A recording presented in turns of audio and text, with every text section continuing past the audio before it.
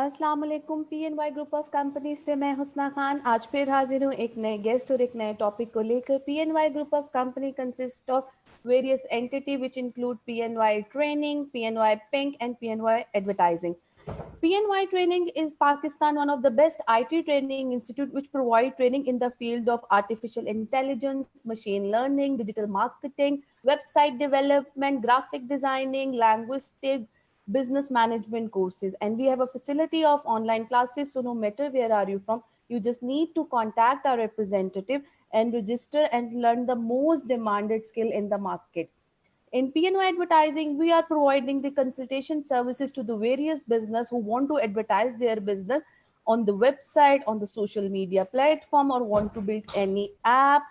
So they can contact the advertising representative for any kind of a services, because in this point of moment, it's very much important to get social and be a part of this social platform chain. In PNY Pink, this is especially designed for the female who want to pursue their career in the field of IT or makeup related courses. So this is especially for the female, so they can register and contact PNY Pink team. आज के जो हमारा topic है और आज के जो हमारे गेस्ट हैं, सबसे पहले मैं उनको इनवाइट करूंगी मुजाहिद अब्बास साहब को। अस्सलाम वालेकुम मुजाहिद, कैसे हैं आप? वालेकुम अस्सलाम, खैरियत से। आप कैसी हैं? अल्हम्दुलिल्लाह।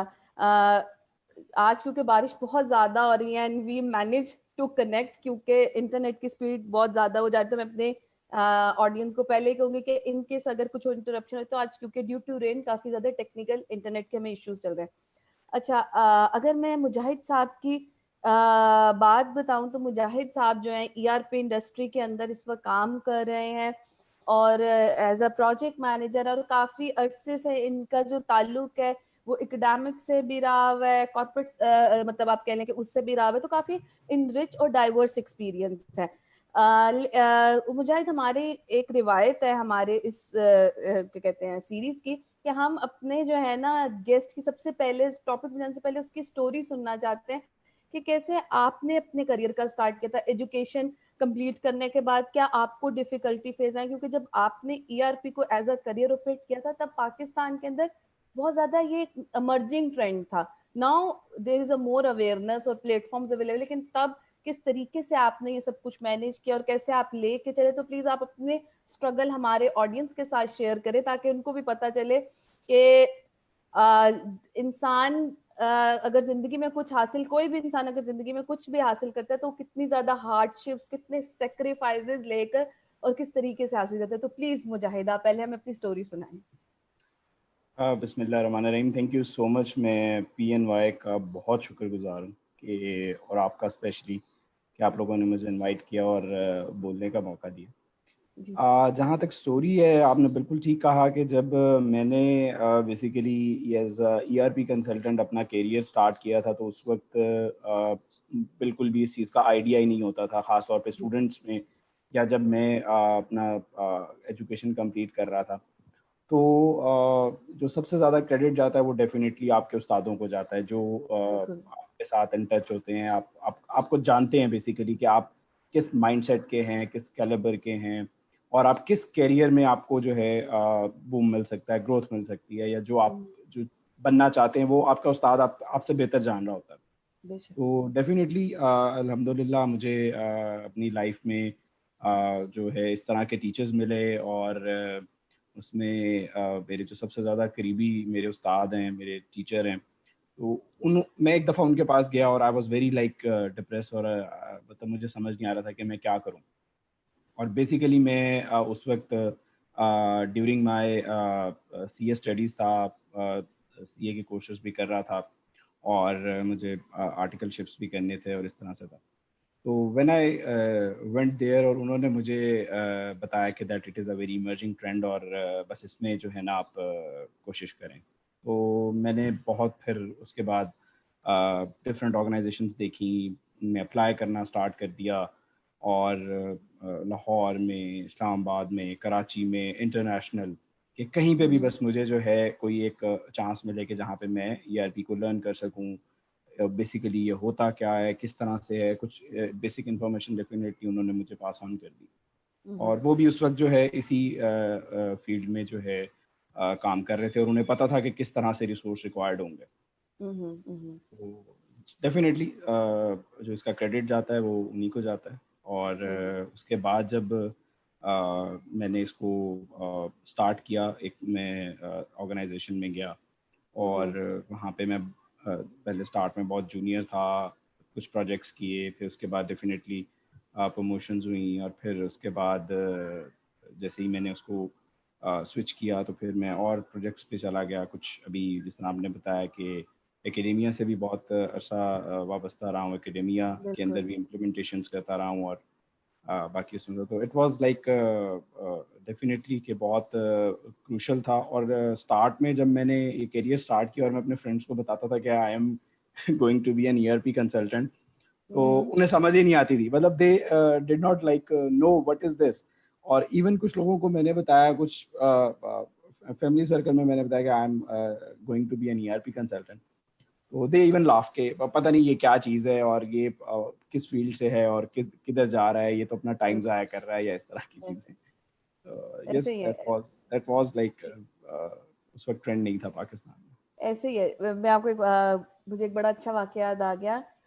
When I was in the ERP industry and I working in ERP side, और जब मैं ईआरपी में थी तो मुझे जो है, मैं भी जैसे ही जाती थी, यूनिवर्सिटी में थी, पढ़ रही थी, तो मैं भी कहती थी कि मैं ईआरपी इंडस्ट्री में काम कर रही हूँ, तो सारे कहते थे देख लो अपना करियर ना बर्बाद कर लेना। ऐसे फिर ही है, एक ही जॉब होता ऐसे है, ही है, पहली जॉब जो ऐसे ही होती है ना, ठप्पा होता है आप पे, और आप अपने साथ जो है ना बर्बाद कर दोगी। तो मैं कहती थी नहीं नहीं नहीं, ये मुझे पता है, ये क्या है, ये क्या है, ये क्या है। तो ये बड़ी डिफिकल्टी है ईआरपी के लोगों को, कि बिल्कुल हमें ऐसे ही। अपने आप को प्रूव करने के लिए, पता नहीं लोगों को प्रूव करने के लिए बताना पड़ता है कि नहीं यार ये एक करियर। अच्छा, कैरियर। ऐसे ही है। अच्छा जी, टॉपिक की तरफ चलते हैं। सबसे पहले मैं अपने ऑडियंस से कहूंगी कि हमारा जो है, जैसे कि मैं अपने हर शो में बता रही हूँ कि हमारा कंपटीशन चल रहा है कि जो सबसे अच्छा सवाल पूछेगा और जो सबसे ज्यादा शेयर करेगा, by end of the week हम उसको जो है विनर अनाउंस करेंगे, और जो भी गिफ्ट होगा वो विनर को हम डिस्पैच करा देंगे। तो प्लीज अच्छे से अच्छा सवाल पूछे और ज्यादा से ज्यादा शेयर करें, क्योंकि टॉप शेयरर जो होंगे मतलब हर सीरीज में जो हमारे टॉप शेयरर होंगे उनको हम गिफ्ट देंगे बाय सर्टेन क्राइटेरिया। अच्छा, मुझे जैसे कि आज का हमारा टॉपिक है कि how to become useful ERP resource. तो सबसे पहले तो मैं आपसे कहूंगी कि सबसे पहले तो आप हमें बताएं कि ईआरपी होता क्या है, बेसिकली एक जो भी ईआरपी, और उसके बाद बताएं कि क्या टिप एंड ट्रिक्स हो कि जो भी बंदा जो है इसके अंदर करियर बिल्ड करना चाहता है, क्योंकि एक बहुत बड़ी मार्केट है पाकिस्तान के अंदर, ड्यू टू कोविड कह रहे हैं कि बहुत अमर्जिंग और ग्रोइंग इंडस्ट्री, इस इंडस्ट्री के अंदर ट्रेंड जा रहा है। तो आप हमें बताएं कि किस किस तरह की अपॉर्चुनिटीज हैं, क्या करियर स्कोप है, लेकिन क्या गलतियां जो मोस्टली लोग करते हैं नहीं करनी चाहिए, और किस तरीके से चलना चाहिए। तो प्लीज मुजाहिद आप हमें बताएं। सबसे पहले तो जी देखें, ईआरपी को समझना पहले बहुत ज़रूरी है। और अभी तक जिस तरह आप बता रही थी ना कि हमने जब स्टार्ट किया करियर तो उस वक्त तो बहुत कंफ्यूजन थी मार्केट में। अभी भी स्टिल ईआरपी क्या चीज़ है, और बेसिकली कितनी डाइवर्सिटीज़ हैं इसकी, इसके आगे कितनी ब्रांचेज हैं, इसमें काफ़ी कंफ्यूजन। और कौन बेसिकली इस करियर पाथ को ज्वाइन कौन कर सकता है, ये भी बिल्कुल एक बहुत बिल्कुल। बड़ा अभी चैलेंज है मार्केट में, और इवन स्टूडेंट्स में हमारे। या मैं सबसे पहले जो भी इसको वीडियो को देख रहे हैं, मैं आपको बताना ये चाहूँगा कि देखें, हम स्टार्ट में इकोनॉमिक्स पढ़ते हैं, और उसके अंदर एक बड़ी इंपॉर्टेंट बात पढ़ते हैं कि जी फैक्टर ऑफ प्रोडक्शन हमारे 4 हैं। ठीक है, जिसमें एक तो हमारी एंटरप्राइज होगी, क्योंकि उसने डेफिनेटली एक बिजनेस करना है, और अदर 3 जो है हमारे पास लैंड हो गया, लेबर हो गई, और कैपिटल हो गया। बिल्कुल। अब आपने कोई भी काम करना है, कोई भी एक्टिविटी परफॉर्म करनी है जो बिजनेस एक्टिविटी है, डेफिनेटली आपने अपने रिसोर्सेज जो उसमें इंडक्ट किए हैं, जो आपने रिसोर्सेज लगाए हैं, कैपिटल लगाया है, ह्यूमन रिसोर्स लगाया है, और आपने चीज़ें उसके लिए जो भी करनी है वो आपने मैनेज करनी है। बिल्कुल। Now there are 2 ways to manage. आप you can like manually go do paper works, do lot of things like आप अपने रिसोर्सेज को किस तरह से मैनेज कर रहे हैं। ऑब्जेक्टिव क्या होता है एक ऑर्गेनाइजेशन का? To achieve profit, to use their resources effectively, efficiently, और अपने टारगेट्स और गोल्स को बेसिकली मीट करना, जिस ऑब्जेक्टिव के लिए ऑर्गेनाइजेशन बनी है उसको मीट करना। बिल्कुल। अब जो हमारे यहाँ एक सबसे बड़ी कंफ्यूजन है कि जी ईआरपी तो कोई सॉफ्टवेयर होता है। दिस इज बिल्कुल। Like it is a rich basically it has a rich definition. ERP basically आपके जस्ट एक मेथड है, एक मेथोडोलॉजी है जिससे आप अपनी बिजनेस एंटिटी को, अपने ऑर्गेनाइजेशन को देख रहे हैं कि वो किस तरफ जा रही है, उसके रिसोर्सेज क्या कर रहे हैं, कौन सी चीज़ क्या रिजल्ट्स प्रोड्यूस कर रही है, और रिजल्ट्स को बेसिकली मोल्ड करके बेहतर से बेहतर रिजल्ट्स कैसे लिए जा सकते हैं। बिल्कुल। अच्छा, अब जब से कंप्यूटराइजेशन आई, जब से चीज़ें ऑटोमेट होना स्टार्ट हुई, तो पहले this is I am telling you my experiences कि जब मैं ऑर्गेनाइजेशंस को ऑटोमेट करने के लिए जाता हूँ और मैं देखता हूँ तो बहुत सारी ऑर्गेनाइजेशंस जो बहुत पुरानी ऑर्गेनाइजेशंस है, बड़े अरसे से चल रही हैं, इवन बहुत सारी ऑर्गेनाइजेशंस पाकिस्तान में ऐसी भी हैं जो कि पाकिस्तान बनने से पहले से बहुत अच्छा बिजनेस कर रही थी, चल रही थी, वक्त के साथ साथ वो अपने आप को एनहांस करती रही हैं। अब वो कंप्यूटराइजेशन या ऑटोमेशन की तरफ, फुली ऑटोमेशन की तरफ जा रही हैं, तो उनके सिस्टम्स भी बहुत अच्छे डेवलप्ड हैं, वेल डेवलप्ड हैं। ऑर्गेनाइजेशन में किसी भी चीज़ के इन होने से लेके आउट होने तक और कोई भी खर्चा करने से प्रॉफिट कमाने तक की सारी चीज़ें बड़ी स्ट्रीमलाइंड हैं। अब जब से कंप्यूटराइजेशन आई तो ईआरपी की थोड़ी सी टर्म ऑटोमेशन में चली गई बेसिकली। तो जो मार्केट में कंफ्यूजन है कि ईआरपी सिर्फ सॉफ्टवेयर होता है, तो that is not like that कि ईआरपी सिर्फ सॉफ्टवेयर होता है। यस, आपकी जो एंटरप्राइज की चीज़ें हैं उसको मैनेज करना है और वो किसी कंप्यूटराइजेशन से मैनेज करना है। आपने अपने रिकॉर्ड्स मैनेज करने हैं, आपने अगर आप प्रोडक्शन कर रहे हैं किसी चीज़ की तो प्रोडक्शन को मैनेज करना है, अगर आप सर्विसेज दे रहे हैं तो आपने अपनी सर्विसेज को मैनेज करना है, अपने कॉन्ट्रैक्ट्स को मैनेज करना है। फिर सबसे बड़ी बात जो एंड रिजल्ट आपका सब चीज़ों का आके एंड पे कहाँ जाएगा, आपने अपने फाइनेंसेस को मैनेज करना है, आपने रिकॉर्ड करना है कि किस तरीके से किस हेड में एक्सपेंस हो रहा है, किस हेड से आपको प्रॉफिट आ रहा है, कौन सी चीज़ बाय कर रहे हैं तो उसका क्या जो है ना किस हेड में रिकॉर्डिंग करनी है उसकी। तो उन सब चीज़ों की जो एक ऑटोमेशन या कंप्यूटराइजेशन है उसको फिर हम आप जो है एक डिजिटलाइज्ड ईआरपी की तरफ आ जाते हैं। अब जैसे हर चीज़ के स्टैंडर्ड्स हैं, ऑडिटिंग के स्टैंडर्ड्स हैं, अकाउंटिंग के स्टैंडर्ड्स हैं, इसी तरीके से ईआरपीज़ के भी कुछ टाइम टू टाइम जब ऑर्गेनाइजेशंस ग्रो होती रही, कंप्यूटराइजेशन आती रही उनमें, तो ऑर्गेनाइजेशंस ने क्या किया कि जो कंप्यूटराइजेशन कर करके एक बड़ी मैच्योर और स्टैंडर्ड सिस्टम्स डेवलप कर लिए। बिल्कुल बिल्कुल। अब जितनी भी बड़ी सॉफ्टवेयर कंपनीज हैं जिसमें आप अभी जो बड़े ग्रोइंग ईआरपीज हैं या ग्लोबल ईआरपीज हैं जिनमें माइक्रोसॉफ्ट डायनामिक्स है, जिसका आप ने बताया भी कि मैं माइक्रोसॉफ्ट डायनामिक्स का कंसल्टेंट हूँ। सिमिलरली एसएपी है, सिमिलरली ओरेकल है। बेसिकली मैंने अपना करियर ओरेकल इम्प्लीमेंटेशन से स्टार्ट किया था and I then moved on to Dynamics as well and some other ERPs as well. तो इन्होंने क्या किया कि इन्होंने चीज़ों को स्टैंडर्डाइज कर दिया, हर प्रोसेस को स्टैंडर्डाइज कर दिया। अब ये तो छोटा सा तो बेसिकली नहीं था, काफ़ी लेंथी एक मैंने ERP का इंट्रोडक्शन कराया। नाउ मूविंग टूवर्ड्स कि एक अच्छा बेसिकली कंसल्टेंट कैसे बना जाए और कौन बन सकता है, कैरियर के स्टार्ट में कौन बन सकता है। अगर कोई आज से बनना चाहे और वो पहले ईआरपी कंसल्टेंट नहीं है, वो कैसे बन सकता है? क्योंकि बहुत से मतलब मेरे अभी भी सर्कल में लोग दे आस्क मी कि हम अपने किसी और कैरियर में हैं, वी वांट टू डाइवर्ट, और क्या हम बन सकते हैं? मेरा ये आंसर सबके लिए होता है यस। आप किसी भी स्टेज पे बैठे हैं, either you are working in a supply chain, either you are working in a finance, you are working in a marketing, किसी भी आप सेक्टर स्पेशलिस्ट में सब्जेक्ट मैटर स्पेशलिस्ट हैं, you can yes become a consultant. Just उसके लिए आपको चाहिए क्या? नाउ हाउ के लिए सबसे पहली चीज़ है कि हमें ईआरपी की 3 मेजर जो डिफरेंशिएशंस हैं या 3 मेजर ब्रांचेस हैं ना, उनको समझना होगा। The first one is ERP के फंक्शनल लोग, जो फंक्शनल कंसल्टेंट भी कहलाते हैं या जो बिजनेस एनालिस्ट भी कहलाते हैं, वो एक सेपरेट डोमेन है।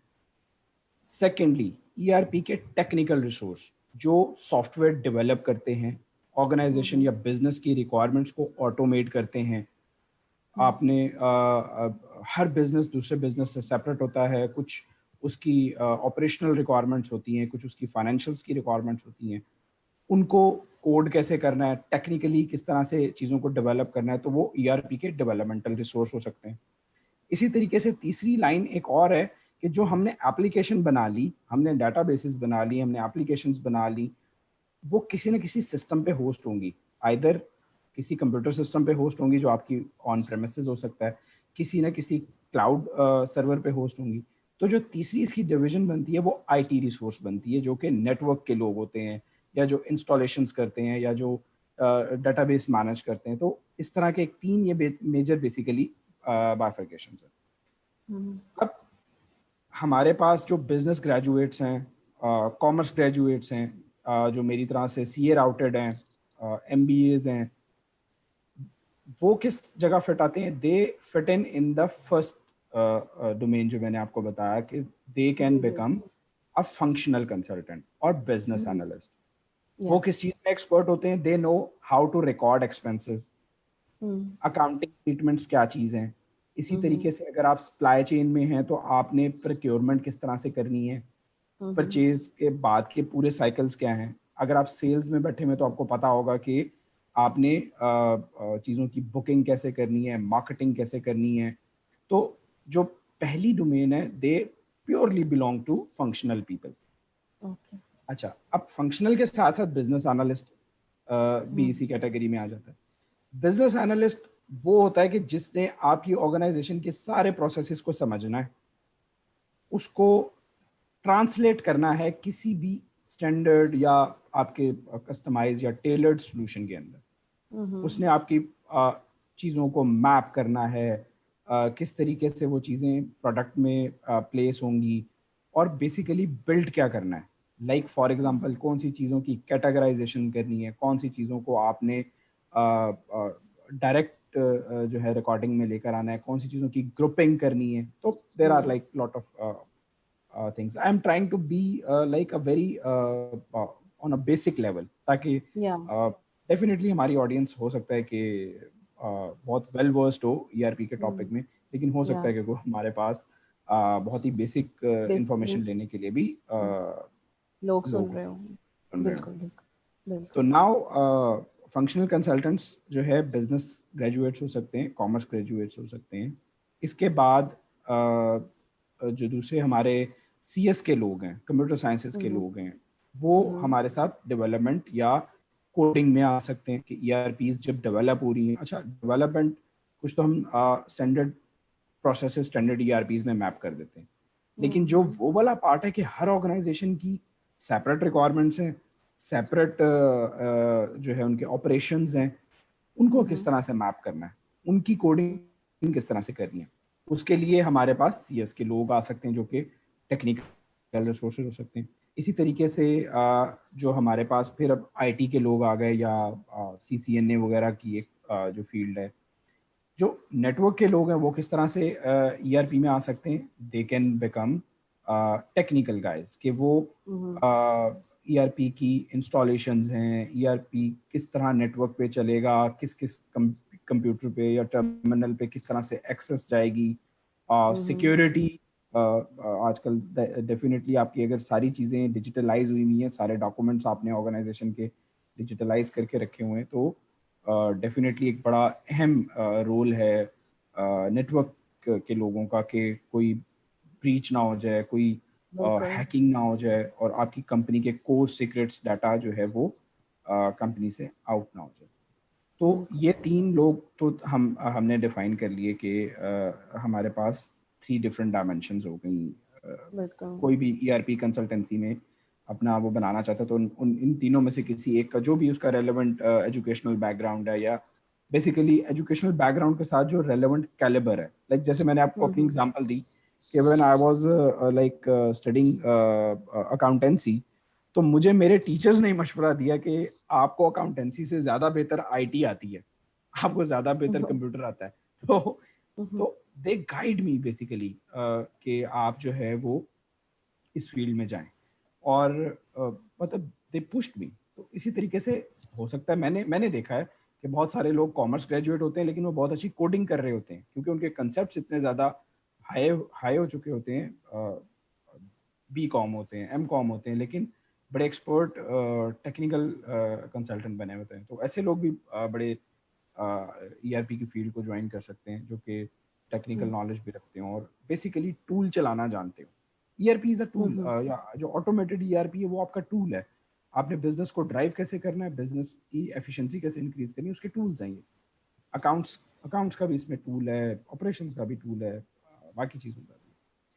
तो ये एक हमारे जो लोग हैं उनका करियर पाथ हो सकता है। अच्छा, मिड ऑफ द करियर भी आप इसमें डाइवर्ट हो सकते हैं। फॉर एग्जांपल, बिल्कुल। मैंने आपको बताया कि आप अकाउंटेंट हैं, आपने आज तक बैठ के सिर्फ रसीदें काटी हैं, आपने इनवॉइसेस बुक की हैं, एंड यू आर एनालिटिकल।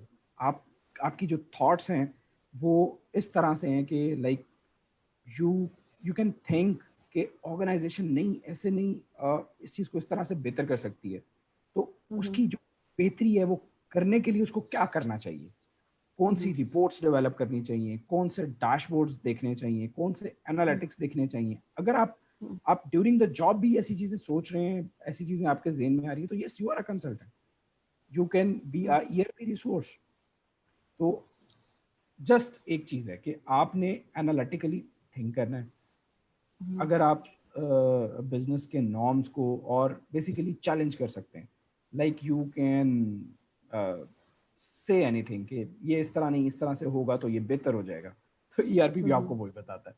तो इस तरह से जो मिड बिल्कुल। कैरियर के लोग हैं, if they are analytical thinkers, they think that yes, they can be a very good implementer, they can be a very good system developer, so they can also like become a very good resource.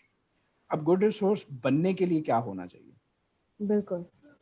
वो मेरे career में या जो मैंने experiences किए हैं उसमें सबसे ज़्यादा आपको जो एक चीज़ है दैट इज़, और वो बहुत सारी ट्रेनिंग्स में तकरीबन हर कोई बता रहा होता है, दैट इज़ बिल्कुल। Focus and consistency.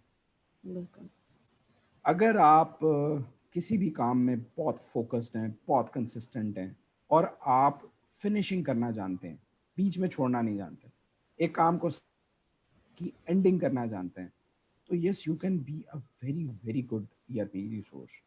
क्योंकि ईआरपी की फील्ड में आप देखेंगे कि इम्प्लीमेंटेशंस का सत्यानाश इसीलिए हो जाता है, बहुत सारी ऑर्गेनाइजेशंस में मिस मैनेजमेंट हो जाती है कि दे नेवर बी कंसिस्टेंट। अच्छा जी, ये कर लिया, ये ठीक है, अब ये कर लें, अब ये छोड़ दें, अब यहाँ से शुरू कर लें, तो like this create some mess.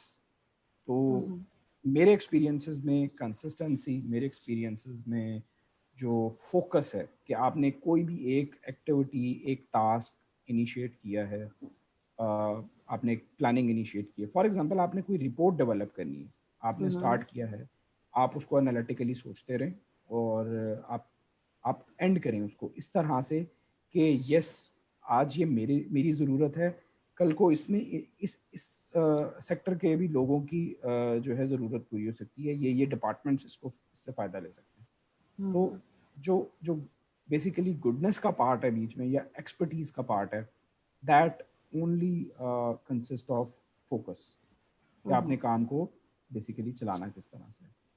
तो अगर कोई क्वेश्चन आ गया तो बताएं। जी जी, हमारे पास काफी ज्यादा क्वेश्चंस आ गए हैं। सबसे पहले तो हमारे एक मिनट जी, हमसे सवाल पूछा गया है फाजिल खान से कि रुके मैं ना इसको सीक्वेंसिंग में ही पूछती हूँ। Right right. ठीक, कि what how to become a techno functional ERP resource. जी, ये टेक्नो फंक्शनल क्या होता है और इसके रिसोर्स कैसे बना जाता है? हाँ, ये टेक्नो फंक्शनल ईआरपी रिसोर्स जो है, देखें, आपको किसी ना किसी एक सिरे से ना स्टार्ट करना पड़ता है। हम्म। फॉर एग्जांपल, या आप डेवलपमेंट में जाएंगे। अब हम्म। आप जब डेवलपमेंट कर रहे होंगे तो आप अपने किसी भी फंक्शनल रिसोर्स से रिक्वायरमेंट्स ले रहे होंगे कि ये रिपोर्ट्स डेवलप करनी है, ये न्यू फॉर्म्स डेवलप करने हैं, ये डाटा रिकॉर्डिंग चाहिए हमें, इस एंगल में डाटा रिकॉर्डिंग चाहिए, ये हमें फील्ड्स चाहिए जिसमें हमने डाटा पॉपुलेट करना है, एग्जाम्पल्स। बिल्कुल। नाउ आप मैं एग्जांपल ले रहा हूँ कि आपने अपना जो करियर स्टार्ट किया है एज अ कोडर किया है, कि आपने कोडिंग की, आपने डेटाबेसेस के अंदर टेबल्स बना लिए, आपने डाटा को सेव करने के लिए फॉर्म्स बना लिए। लेकिन आप जब एक टाइम आएगा, आप कंटिन्यूसली रिक्वायरमेंट्स ले रहे हैं, प्रोसेसेस में जा रहे हैं, प्रोसेसेस में इन्वॉल्व हो रहे हैं, तो आप किसी न किसी ऑर्गेनाइजेशन के या जनरल बिजनेसेस के प्रोसेसेस को भी लर्न कर जाएंगे। कि कोई चीज़ बेसिकली चलती कैसे है, उसके पीछे इम्पैक्ट कहाँ कहाँ जाने होते हैं, किस तरह से जाने होते हैं। बिजनेस का रिसोर्स आपको सिर्फ एक चीज़ बता सकता है कि मुझे ये चीज़ चाहिए, ये इम्पैक्ट्स चाहिए और ये इम्पैक्ट्स जाने चाहिए। फॉर एग्जांपल, मैं कोई भी चीज़ सेल करता हूँ तो मुझे इसकी जो प्रॉफिट रिकॉर्ड करना है या मुझे इसका जो रेवेन्यू रिकॉर्ड करना है वो इस हेड में रिकॉर्ड करना है। मुझे जो जिस कस्टमर से ये पैसे आने हैं उन उसकी ये कैटेगराइजेशन है, ये मुझे टैक्सेशन करनी है, ये मुझे उसकी पेमेंट्स करनी है, ये मेरे बैंक से इन्वॉल्व है, फॉर एग्जांपल।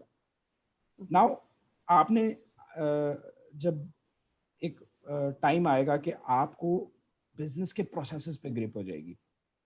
जब आपको बिजनेस के प्रोसेसेस पे ग्रिप हो गई, साथ ही आप जो है एक्सपर्ट कोडर हैं, आपको रिपोर्ट्स बहुत अच्छी डेवलप करना आती हैं, आप डैशबोर्ड्स भी बना लेते हैं और साथ साथ आप प्रोसेस ऑनर भी बन गए, तो now you can be categorised as a techno functional resource. कि टेक्नोलॉजी के ऊपर भी आपकी फुल ग्रिप है, आप कोडिंग भी कर लेते हैं, मतलब आप डिपेंडेंट नहीं रहे, तो आप बहुत लर्न रिसोर्स हो गए हैं। और अच्छा, सिमिलरली इसी तरह से जो बिजनेस एनालिस्ट हैं या जो फंक्शनल रिसोर्सेज हैं, जब वो अपनी टेक्निकल टीम्स के साथ एंगेज होते हैं, कोडिंग करते हैं, तो बहुत सारे रिसोर्सेज ऐसे होते हैं कि जिनको मतलब जिनका बहुत ज़्यादा दिल चाह रहा होता है। मेरा नहीं चाहता मैं आपको अपना बताऊं, मैं चाहता हूँ कि टेक्निकल रिसोर्स टेक्निकल काम अपना करते रहे और मेरा अपना काम बहुत ज़्यादा जो है लाइन एंड लेंथ का है, तो मैं उसी में ही रहूँ। लेकिन I have lot of colleagues जो they are basically they have technical grip as well, और वो क्या करते हैं कि साथ साथ कोडिंग भी सीख लेते हैं, तो बिजनेस प्रोसेसेस और बिजनेस प्रोसेसेस की इम्प्लीमेंटेशन इम्पैक्ट्स वो उनको पहले ऑलरेडी पता होते हैं, और साथ ही वो जो है कोडिंग भी कर लेते हैं और रिपोर्ट्स डेवलप भी कर लेते हैं और न्यू फील्ड्स भी ऐड कर लेते हैं और बिजनेस प्रोसेस मोल्डिंग भी कर लेते हैं, तो वो दे आर टेक्नो फंक्शनल। तो यस, या एक और सवाल है हमारे पास, उस्मान ने पूछा कि what is the role of patience in becoming a useful resource for ERP. Patience का कितना ज्यादा रोल है to become an ERP resource? I think patience ही है। बहुत ज्यादा है। और मैं आपको ये बताऊं कि मेरे जो मेंटोर्स हैं या मेरे जो गुरुज हैं ना, मेरे गुरुज ने हमेशा मुझे इस चीज़ पे कहा है कि पेशेंट पेशेंट और इसका बहुत बड़ा रोल है। आप अगर ईआरपी कंसल्टेंट है ना, तो you are similar like a doctor. जैसा जैसा कि, और ये मैं जो आपको मिसाल दे रहा हूँ, ये मेरे गुरुज ने मुझे मिसाल दे दे के समझाया हुआ है। बिल्कुल तो बिल्कुल। अब होता क्या है कि like if you are not patient basically, और आप में पेशेंस नहीं है, आप में लाइक खुद इस तरह की चीज़ है, तो you can not be achiever. मतलब आपसे कोई ना कोई मिस हैंडलिंग हो जाएगी। आप ड्यूरिंग कोई रिक्वायरमेंट गैदरिंग मीटिंग है, कोई लाइक यूएटी सेशन है, कोई भी ऐसी चीज़ है, तो आप क्या करेंगे कि अगर आप में पेशेंस नहीं है, आप रिक्वायरमेंट ले नहीं सकेंगे, आप रिक्वायरमेंट रिकॉर्ड नहीं कर सकेंगे। हो सकता है कि आपका यूज़र जो है वो बहुत ही बेसिक लेवल की बात कर रहा हो, लेकिन being a consultant you have to be very patient, उसकी बात सुननी है और उसको रिकॉर्ड करना है, उसको जवाब देना है, उसको जो है पेशेंस वेरी वेरी इंपॉर्टेंट। बिल्कुल। अच्छा, एक सवाल और है कि जो कम्युनिकेशन स्किल्स होते हैं, जो कि हमारे इंटरपर्सनल स्किल्स या हमारे सॉफ्ट स्किल्स आते हैं, तो वो कितने ज्यादा बीइंग एन ईआरपी रिसोर्स एक बंदे के अंदर होने चाहिए कि वो बात कहना भी जानता और बात सुनना भी जानता। तो ये जो हमारे कम्युनिकेशन स्किल्स है उनके बारे में थोड़ा सकता है कि वो कितने ज्यादा इंपॉर्टेंट है ईआरपी इंडस्ट्री में। बहुत ज्यादा like patience, the second highest priority thing should be given to the communication skills, because बहुत दफ़ा आपको और specially when you are engaged in some re-engineering processes, especially when you are maintaining the change, implementing the change, so it is only your communication skill जो आपको इसमें बचा जाती है। मैं अपनी छोटी सी एक एग्जांपल शेयर करूंगा। I was on a government project, तो वहाँ पे बिल्कुल मैनुअल काम हो रहा था, दे नीडेड एन ऑटोमेशन। तो मतलब literally when ERP team was visiting there और उनकी रिक्वायरमेंट्स ले रही थी या चीज़ें लोगों से समझ रही थी, तो लोगों में फियर आ जाता है कि यार बस अब हमारी नौकरी गई, चीज़ें तो ऑटोमेट हो जाएंगी, ये तो कंप्यूटर काम करेगा, हम किधर जाएंगे। तो there your communication skills work. आपको क्रॉस रोड से लेवल पे लोगों को बताना होता है, समझाना होता है। नहीं, आपको कोई फिक्र करने की जरूरत नहीं, आपके स्किल्स ऐड हो रहे हैं। जो काम आप मैनुअल कर रहे थे, जो काम आप पेन से लिख रहे थे, वही आपने कंप्यूटर से टाइप करना है। जो चीज़ें आप स्टैम्प कर रहे थे, वही चीज़ें आपको अब वर्क फ्लोज में जानी है। जो चीज़ें आप साइन कर या रहे थे, आपने इलेक्ट्रॉनिक अप्रूवल से करना है। तो या if you do not have these communication skills, आप कम्युनिकेट नहीं कर सकते, तो आप क्या करेंगे? आपकी नौकरी जाने वाली है। आप अपनी नई नौकरी के अंदर बिल्कुल पैनिक क्रिएट होगा। या ठीक है, तो कम्युनिकेशन स्किल्स बहुत टॉप प्रायोरिटी है। Patience plus communication skills, yes, top priority. Okay.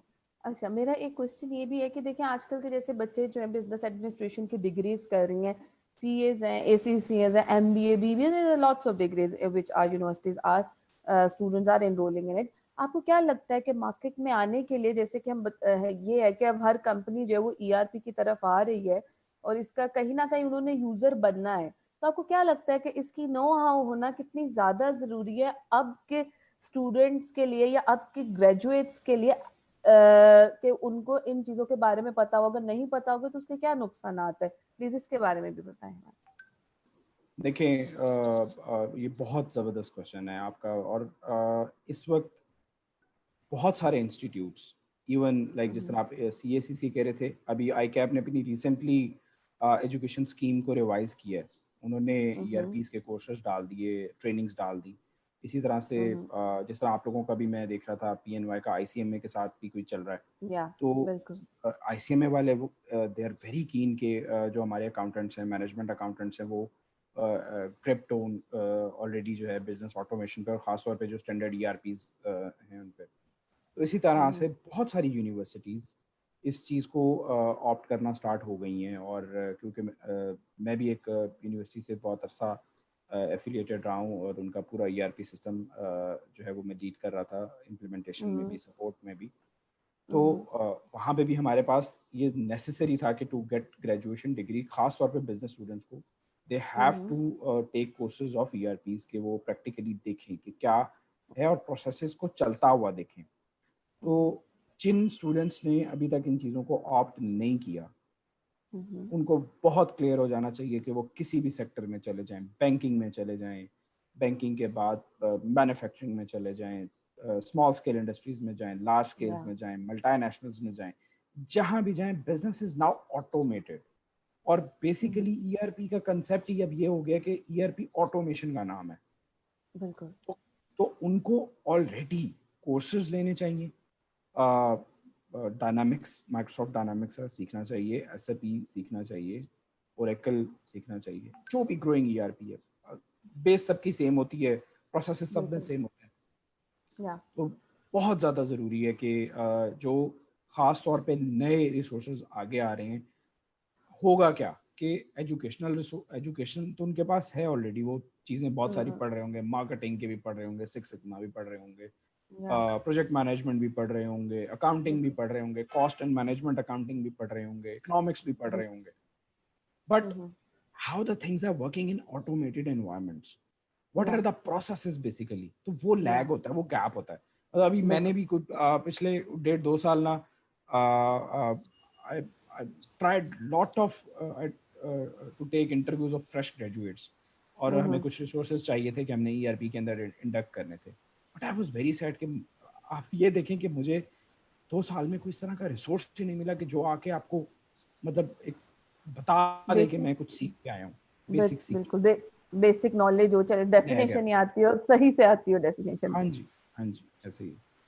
अच्छा, जैसे कि हमारे पास एक और क्वेश्चन है, जिशान अदील ने हमसे पूछा है कि व्हाट इज सर्टिफिकेशन, सर्टिफिकेशन की इम्पोर्टेंस क्या होती है ईआरपी के अंदर?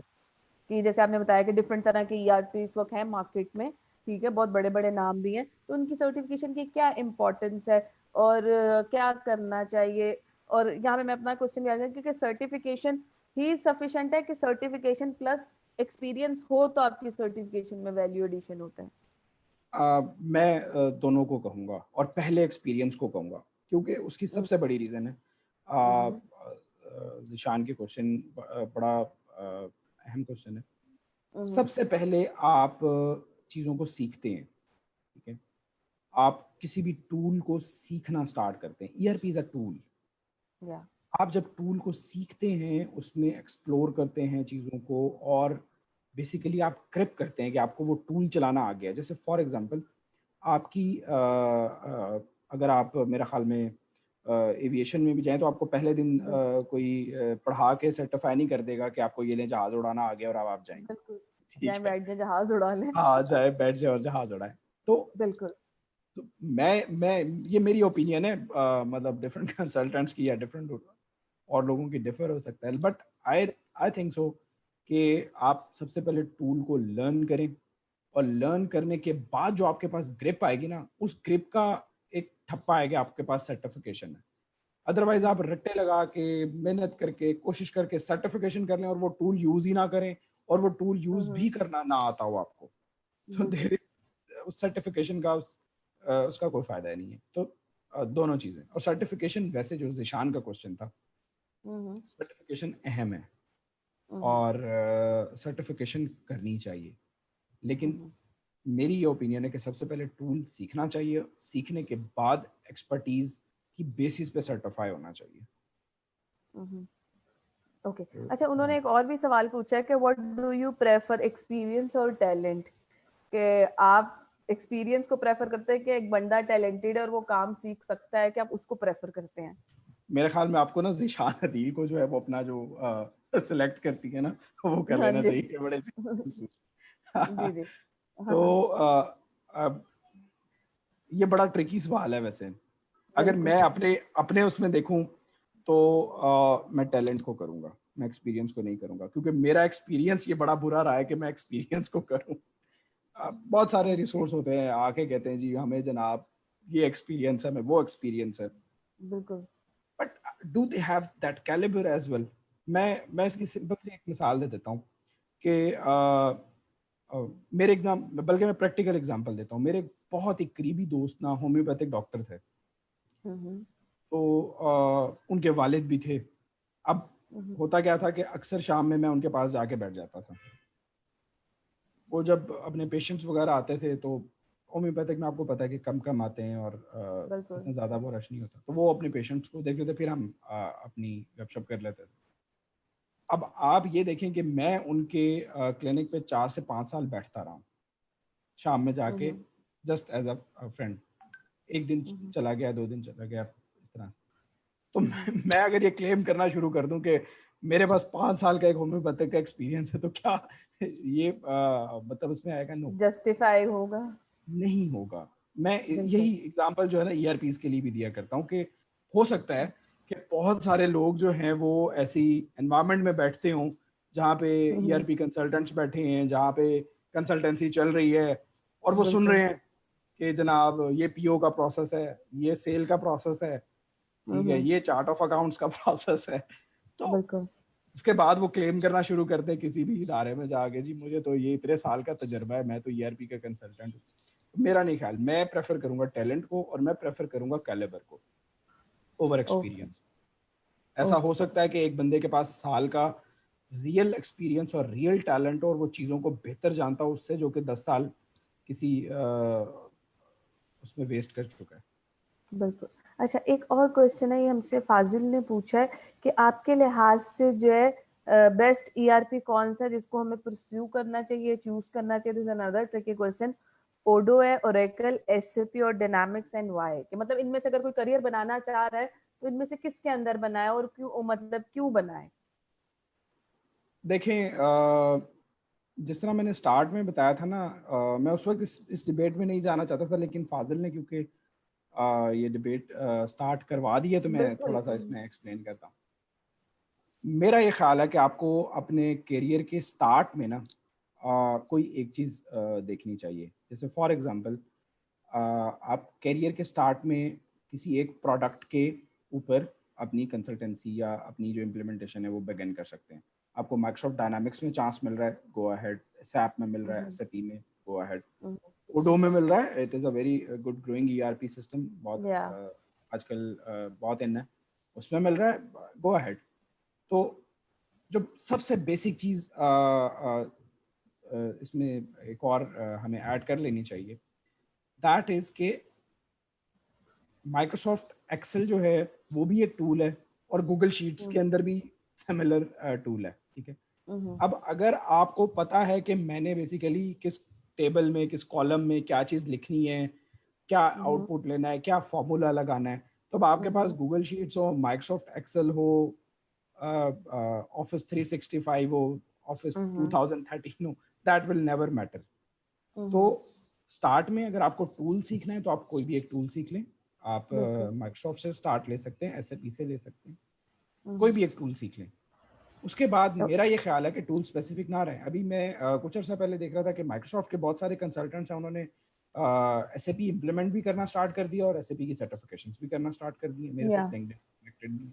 तो that doesn't matter at a stage कि आपको बेसिकली टूल जो है वो कौन सा चलाना आता है, SAP चलाना आता है या माइक्रोसॉफ्ट आता है या ओडो आता है। देखिए परचेज का साइकिल वहां पे भी वही रहेगा, SAP में भी वही रहेगा और माइक्रोसॉफ्ट में भी वही रहेगा। या बिजनेस प्रैक्टिसेस तो सेम ही है ना, इट्स जी जी, ग्लोबल बिजनेस प्रैक्टिसेस।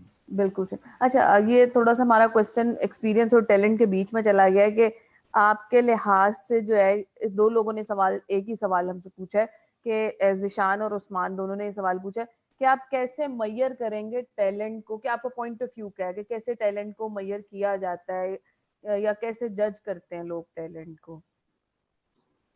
सिंपल सी बात है, एक कुलिया है।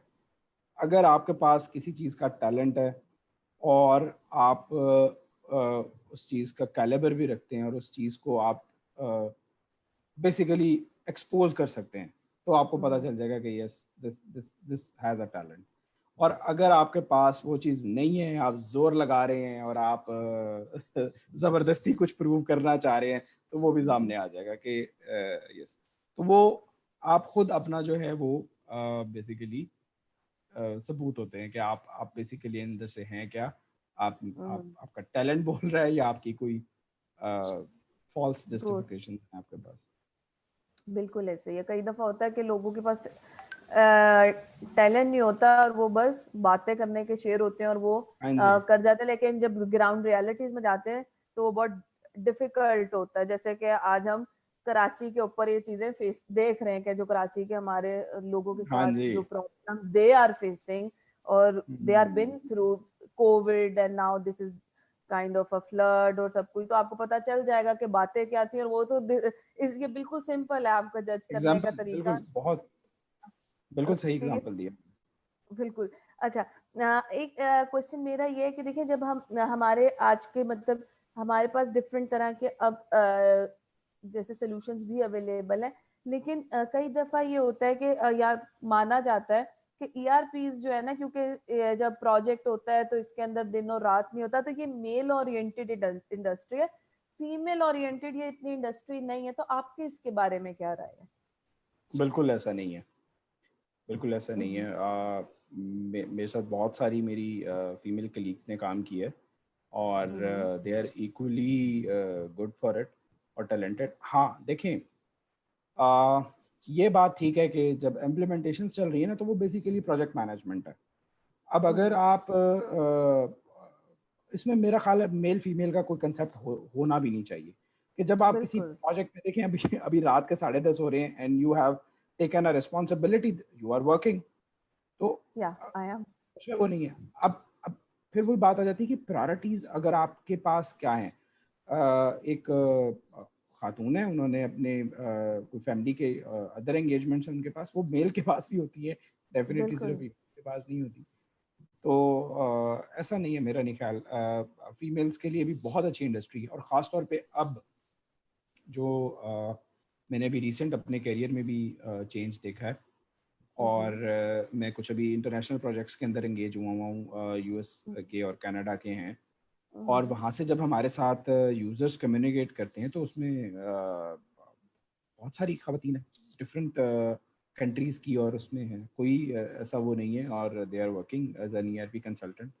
और बहुत अच्छी उसमें they have grip on, even they have good grip on tools. मेरी बहुत एक्स कलीग्स हैं जो कि माइक्रोसॉफ्ट की CRM की और डायनामिक्स की कंसल्टेंट हैं, दे आर वर्किंग। ओके, तो ये फीमेल्स इनको लगता है कि वो ERP में आ नहीं सकती, इफ यू हैव बिल्कुल आ सकती है। Potential you can come. ये इंडस्ट्री उतनी ही फिजिबल है क्योंकि ये होता है, तो ये आप लोग आ सकते हैं। अच्छा, इसी के साथ बस हमारा आखिरी क्वेश्चन है, उसके बाद हम इख्तिताम की तरफ चलेंगे।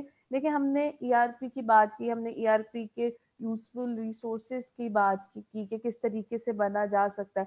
तो आप, मेरा ये क्वेश्चन है कि आपको क्या लगता है कि अब जो है आफ्टर कोविड, मतलब ये जो हम एक पेंडेमिक की सिचुएशन में थे and now we are struggling के थिंग नॉर्मलाइज हो, आपको क्या लगता है कि अब ये जो मिड साइज ऑर्गेनाइजेशन है पाकिस्तान की, वहां पर ERP का क्या, मतलब वहां पर आपके लिहाज से क्या ERP का, क्या कहते हैं, इम्प्लीमेंटेशन के हवाले से उनकी क्या वो इस तरफ करने की तरफ आ रहे हैं, तो कितनी ज्यादा अपॉर्चुनिटीज निकलेंगे और कैसे लोगों को इस तरफ आना चाहिए? अगर कोई अपने इस करियर में कंफ्यूज है कि हम क्या करें, तो आप मुझे बताएं, क्योंकि मिड साइज पाकिस्तान के अंदर बहुत बड़ा एक सेक्टर है, तो आपको क्या लगता है कि अब आफ्टर कोविड क्या चेंज आप देख रहे हैं इन ERP industry with relevance to mid size? देखें, आफ्टर कोविड जब इंडस्ट्री रीओपन हुई है ना, तो इस इंडस्ट्री में बहुत ज़्यादा बूम आया है। और इस वक्त एक तो रिसोर्सेज की बहुत ज़्यादा शॉर्टेज है, बहुत ओवरबर्डनड है। जो ऑलरेडी रिसोर्सेज इसमें काम कर रहे हैं वो बहुत ओवरबर्डनड हुए हैं, राउंड द क्लॉक काम हो रहा है इस वक्त, पहली बात है। तो ये बहुत अच्छा इस वक्त टाइम है कि जो फ्रेश इसमें आना चाहते हैं, कोई एक्सपीरियंस्ड लोग हैं, उनको इसमें आने का मौका मिले, वो इसमें फ़ौरन उसमें आ जाए। दूसरा ये है कि जिस तरह आप इंडस्ट्री की बात कर रही हैं, इस वक्त बहुत ज़्यादा बूम, क्योंकि अब मैं रिसेंटली एक कंसल्टेंसी में शिफ्ट हुआ हूँ, तो आई हैव ऑब्जर्व्ड कि बहुत सारे लोग ई कॉमर्स को ऑप्ट कर रहे हैं नाउ। व्हाट दे वांट, अभी जो मतलब आज भी मैं एक प्रोजेक्ट पे काम कर रहा था, and the basic requirement was कि they need an e commerce platform with a ERP system, कि जिसमें वो अपनी प्रोडक्शंस भी रिकॉर्ड कर रहे हो, जिसमें वो अपने फॉर्म्स भी डाल रहे हो, जिसमें वो अपनी इन्वेंट्री को भी मैनेज कर रहे हो, और वो सीमलेसली ऑर्डर्स भी ले रहे हो वाया क्लाउड और वाया देयर पोर्टल्स। तो इस वक्त तो सारी चीज़ें, अब आपको पता है, एजुकेशन सेक्टर को देख लें, बिल्कुल। फॉरेन से आप स्कूल्स को देख लें, या आप स्कूल्स के बाद यूनिवर्सिटीज़ को देख लें, इसको कॉलेजेस देख, को देख लें, फॉरेन या फॉरेन से डिजिटाइजेशन में गए हैं लोग, और अभी चाहेंगे। अभी तो बिल्कुल दोबारा से कोविड के बाद एक थोड़ी सी नॉर्मलाइजेशन हुई है, अल्लाह ताला का बहुत हम पे एहसान है, करम है, पाकिस्तान पे बिल्कुल। स्पेशली अल्लाह ताला का बहुत शुक्र है कि चीज़ें बेहतर हुई हैं। तो चीज़ों ने जैसे ही ये अभी मार्केट्स ने और इसमें मज़ीद एनहांसमेंट होनी है, तो इसमें बहुत बूम है। क्योंकि देखें, ERP not confined to only any single thing. Like आप फूड पांडा को देख लें, आप या चीते को देख लें, आप क्रीम को देख लें, आप उबर को देख लें, दे आर या ऑल लाइक, हर चीज़ बिजनेस है, हर चीज़ की बिजनेस के ऊपर पूरी की फुल मैनेजमेंट है, तो जी जी। उसकी ऑटोमेशन है। ठीक है, तो इस वजह से इस वक्त तो जो है ऑर्गेनाइजेशंस के लिए भी उनको हो भी रहा है। मतलब इसमें ये हमारा कोई, हम तो नहीं कह सकते कि आप ऑर्गेनाइजेशन अब किसी को हम बताएं कि कर लें, इस वक्त ऑर्गेनाइजेशंस कर रही हैं। बिल्कुल। ऑर्गेनाइजेशंस को अगर स्टे करना है, स्टेबल रहना है, तो उनको एक तो ये करना है। अब जब उनको ये करना है, तो उसको करके उसके चलाने के लिए टेक्निकल ये रिसोर्सेज चाहिए। बिल्कुल बिल्कुल। ठीक है, आप वो खुद अभी जी कुछ टीवी पे एड्स भी ऐसे आना स्टार्ट हो गए हैं कि उसमें जो है बच्चे माओ को सिखा रहे हैं, जो टीचर्स हैं, कि आपने बिल्कुल। जूम किस तरह से चलाना है। या तो बिल्कुल। Things This are is the technological breakthrough. I think this is the innovation. Technological. As a Pakistani, we want it and we are looking for, because क्योंकि जो लोग ERP इंडस्ट्री में काम कर रहे थे, वो अपने तौर पे तो इन चीजों को देख रहे थे। नाउ अब हम ये सब चीजें अपने सामने होते देख रहे हैं। It's kind of a sense of fulfilment for all the ERP fraternity, कि इस तरह की चीजें अब लोगों के अंदर इनकलकेट हो रही हैं, इट्स बिकम अ हाँ जी। Part of their daily life. तो बहुत अच्छी डिस्कशन रही आपके साथ Mujahid, and thank you so much. PNYP के प्लेटफॉर्म से मैं आपके तहे दिल से शुक्रगुजार हूँ कि आप आए, आपने हमें टाइम दिया, and everything went Honored. So smooth and well in this rainy. Yeah Yes. या Yes. सो थैंक यू मैं सो आपका बहुत मच। शुक्रगुजार हूँ उसना। You are also like very good जो है कंसल्टेंट, और आपके साथ एक बड़ा अरसे से है। या तो आप बहुत शुक्रिया, आपने मुझे मौका दिया कि जितना भी मतलब डेफिनेटली हमारे एक्सपीरियंसेस होते हैं डे टू डे लाइफ में जो चीज़ें आ रही या होती हैं, वो या हम सबके साथ शेयर कर सकें। बहुत शुक्रिया, या thank you so much, thank very you. Honoured, very honoured. Thank you. इसी के साथ मुजाहिद, मैं कहूँगी जाते जाते आप कोई अच्छी बात, कोई सेइंग हमारे ऑडियंस के साथ शेयर करें। क्या पता आपकी बात किसी के लिए जो वो मोटिवेशन का बायस बन जाए और वो अपने करियर के अंदर उसको लेके चले। तो प्लीज जाते जाते कोई अच्छी बात हमसे शेयर करें। अच्छी बात मैं आपको ना एक जो भी हमने बात की थी उसी में से ही है कि देखें, किसी भी करियर में हैं आप, किसी भी फील्ड में हैं, किसी भी, अगर आप में दो चीज़ें हैं तो you can excel and excel very well.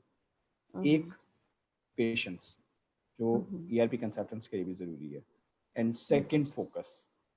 बस, okay, focus with patience. Thank you Mujahid. इसी के साथ मुझे हुस्ना खान को इजाजत दीजिएगा, फिर हाजिर होंगे एक नए गेस्ट और एक नए टॉपिक के लिए। तब तक अपना ख्याल रखिए, स्टे सेफ, अल्लाह हाफिज, पाकिस्तान जिंदाबाद। जिंदाबाद।